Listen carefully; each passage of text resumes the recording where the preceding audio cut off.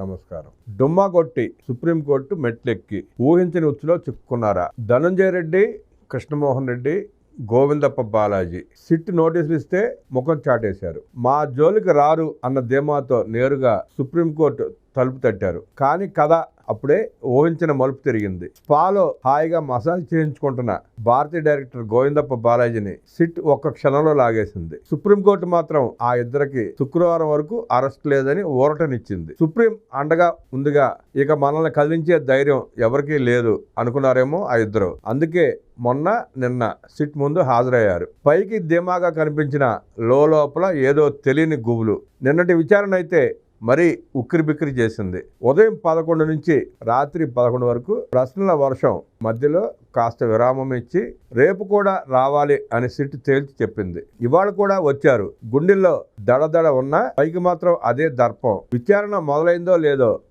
ఢిల్లీ నుండి పిడుగులాంటి వార్త.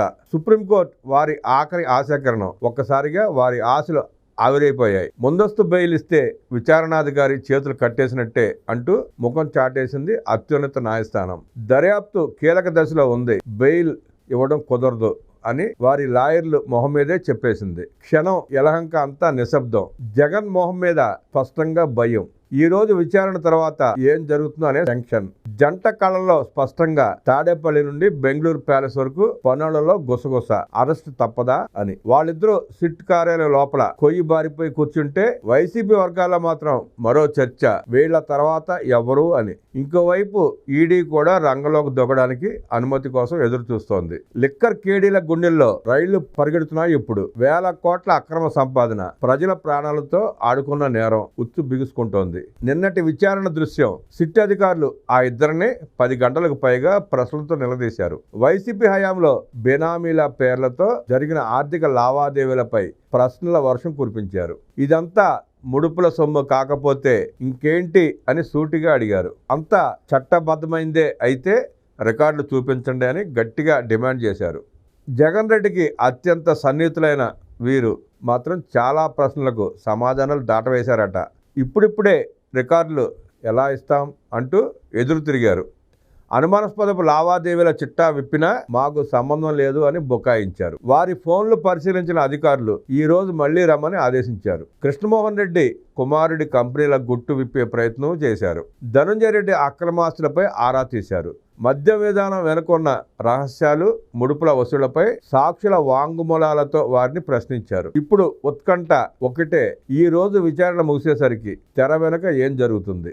ఆ ఇద్దరు బయటికి నవ్వుతూ వస్తారా లేక సిట్ వారిని తమ అదుపులోకి తీసుకుంటుందా వేచి చూడాలి. ఈ రోజు విచారణ జగన్ రెడ్డి గుండెల్లో రైళ్లు పరిగెడుతున్నాయనడంలో ఎలాంటి అనుమానం లేదు, సందేహం లేదు. నమస్కారం. మేరా భారత్ మహాన్. పహల్గామ్లో ఉగ్రదాడులకు ప్రతిగా దేశ ప్రధాని మోదీ చేపట్టిన ఆపరేషన్ సింధూర్ విజయవంతం కావడంతో దేశవ్యాప్తంగా తిరంగా ర్యాలీని భారత్ నిర్వహించింది. అందులో భాగంగా విజయవాడ నడిబొడ్డున బందర్ రోడ్లో పెద్ద ఎత్తున నిర్వహించిన తిరంగా యాత్రకి విజయవాడ నగర ప్రజలు, యువత, మాజీ సైనికులు, విద్యార్థులు ఉత్సాహంగా హాజరయ్యారు. దాయాది దేశం పాక్పై విజయం సాధించిన భారత్ విజయ సంకేతంగా చేతుల్లో జాతీయ జెండాలను చేపట్టి దేశభక్తిని ప్రదర్శించారు. తిరంగా యాత్ర ర్యాలీలో ముఖ్యమంత్రి నారా చంద్రబాబు నాయుడు, ఉప ముఖ్యమంత్రి పవన్ కళ్యాణ్, ఎంపీ, బీజేపీ రాష్ట్ర అధ్యక్షులు పురంధేశ్వరి తదితరులు పాల్గొన్నారు. ఇందిరాగాంధీ మున్సిపల్ స్టేడియం నుండి ప్రారంభించిన యాత్ర పీవీపీ మాల్, బెంజ్ కంపెనీ దాకా ముఖ్యమంత్రి చంద్రబాబు నాయుడు, ఉప ముఖ్యమంత్రి పవన్ కళ్యాణ్, ఎంపీ పురంధేశ్వరి ఆధ్వర్యంలో వేలాది మంది తోడురాగా జాతీయ జెండాలు చేతబోని ఈ ముగ్గురు ముందుండి ర్యాలీని నడిపించారు. మన దేశం ఒకరి జోలికి వెళ్ళదు. ఎవరైనా మన దేశం జోలికి వస్తే చావు దెబ్బ తప్పదని ప్రపంచానికి చాటినట్లయిందని యువత తమ అభిప్రాయాలు వ్యక్తం చేశారు. ర్యాలీలో భారత మాతకు జై అంటూ పెద్ద ఎత్తున నినాదాలు ఉంటాయి. బెంజ్ సర్కిల్లో సీఎం చంద్రబాబు, ఉప ముఖ్యమంత్రి పవన్ కళ్యాణ్, ఎంపీ పురంధేశ్వరులు ప్రజలను ఉద్దేశించి ప్రసంగించారు. మన రాష్ట్రానికి చెందిన మురళీ నాయక్ అనే సైనికుడు దేశం కోసం ప్రాణాలను సైతం ఫణంగా పెట్టడం ప్రతి ఒక్కరూ ఆదర్శంగా తీసుకోవాలని నాయకులు పిలుపునిచ్చారు. ముందుగా ఇందిరాగాంధీ మున్సిపల్ స్టేడియం వద్ద ఏర్పాటు చేసిన వేదికపై దేశ సౌభ్రతత్వాన్ని, సార్వభౌమత్వం చాటి చెప్పే విధంగా దేశభక్తి గీతాలాపన, సాంస్కృతిక కార్యక్రమాలను విద్యార్థులు ప్రదర్శించారు. దేశభక్తి గీతాలు వీక్షకులను ఉరుతొలగించాయి. అంతర్జాతీయ యోగా డే సందర్భంగా విశాఖపట్నంలో ఈ నెల 21వ తేదీన జరగనున్న కార్యక్రమంతో రికార్డులు బద్దలు కొడదామన్నారు ముఖ్యమంత్రి చంద్రబాబు నాయుడు. యోగా మంత్ రాష్ట్ర వ్యాప్తంగా ప్రతి గ్రామం వార్డులో కార్యక్రమాల నిర్వహణ. నెల రోజుల పాటు యోగా సాధన చేసిన వారికి సర్టిఫికేట్. లక్షల మందితో ప్రధాని యోగాసనాలకు విస్తృత ఏర్పాట్లు. ఆర్కే బీచ్ నుంచి తీరం పొడవునా యోగాసనాలకు అవకాశం. విశాఖపట్నంలో జరిగే 11వ అంతర్జాతీయ యోగా డేను రికార్డు సృష్టించేలా నిర్వహించాలని ముఖ్యమంత్రి నారా చంద్రబాబు నాయుడు అన్నారు. జూన్ 21న జరిగే యోగా డే కార్యక్రమంలో ప్రధాని మోదీ ఈసారి విశాఖలో పాల్గొంటున్నారు.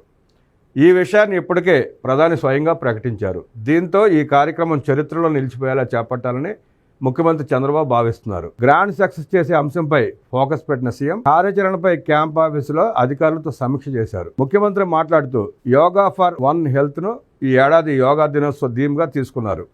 జూన్ 21న నిర్వహించే అంతర్జాతీయ యోగా దినోత్సవాన్ని ప్రధాని వస్తున్న కార్యక్రమాన్ని అద్భుతంగా నిర్వహించడంతో పాటు రాష్ట్రంలో యోగా అభ్యాసానికి ఇది నాందిక పలకాలి. రాష్ట్రంలో ప్రతి ఒక్కరిని కార్యక్రమంలో భాగస్వాములు చేయాలి. కనీసం 2 కోట్ల మందికి ఈ కార్యక్రమం చేరాలి. యోగాంధ్ర 2025 థీమ్తో రాష్ట్రంలో ప్రచారం చేపట్టాలి. దీనికోసం ప్రజలను సన్నద్ధం చేసేందుకు ఈ నెల 21 నుంచి జూన్ 21 వరకు యోగా మంత్ పాటించాలి. ఈ నెల రోజులు రాష్ట్ర వ్యాప్తంగా అన్ని గ్రామ వార్డు సచివాలయాల పరిధిలో యోగా ప్రాక్టీస్ జరగాలి. దీనికోసం ప్రైవేటు వ్యక్తులు, శిక్షకులు, యోగా అసోసియేషన్లు, నిపుణులను భాగస్వాములు చేయాలి. నెల రోజుల పాటు ఆన్లైన్, ఆఫ్లైన్ విధానంలో ప్రజలకు యోగాపై శిక్షణ ఇవ్వాలి. నెల రోజుల శిక్షణ పూర్తి చేసుకున్న వారిని గుర్తిస్తూ సర్టిఫికేట్ ఇవ్వాలి. రాష్ట్రంలో గ్రామ వార్డు సచివాలయాల ద్వారా యోగా డేలో పాల్గొనే అంశంపై ప్రజల నుంచి రిజిస్ట్రేషన్లు తీసుకోవాలి. అదేవిధంగా రాష్ట్రంలోని స్కూళ్లు, కాలేజీల విద్యార్థులను కార్యక్రమంలో భాగస్వాములు చేయాలి. యోగా అనేది ప్రాథమిక బాధ్యత అనేలా ప్రతి ఒక్కరూ భావించాలి. యోగా డే అనంతరం కూడా రాష్ట్రంలో యోగా సాధన ఒక వ్యాపకంగా మారాలి. రాష్ట్రంలో ప్రతి చోట యోగాపై నెల రోజుల పాటు విస్తృత చర్చ జరగాలి. మనం నిర్వహించే యోగా డే విస్తృత ప్రాచుర్యం కల్పించడానికి Isha foundation, art of living వంటి సంస్థల సహకారాన్ని తీసుకోవాలి. ఏపీలో జరిగే యోగా డే గత 10 ఏళ్ల కార్యక్రమాలను తిరగరాసేలా ఉండాలని సీఎం చంద్రబాబు సూచించారు. ఆర్కే బీచ్లో ప్రధాని కార్యక్రమం, ప్రజల పాల్గొనే ప్రాంతాలు నిర్వహణపై అధికారులు ప్రజెంటేషన్ ఇచ్చారు. ఆర్కే బీచ్ నుంచి భీమిలీ బీచ్ వరకు అన్ని చోట్ల ప్రజలు యోగాసనాలు వేసేందుకు ఏర్పాట్లు చేస్తున్నట్లు తెలిపారు.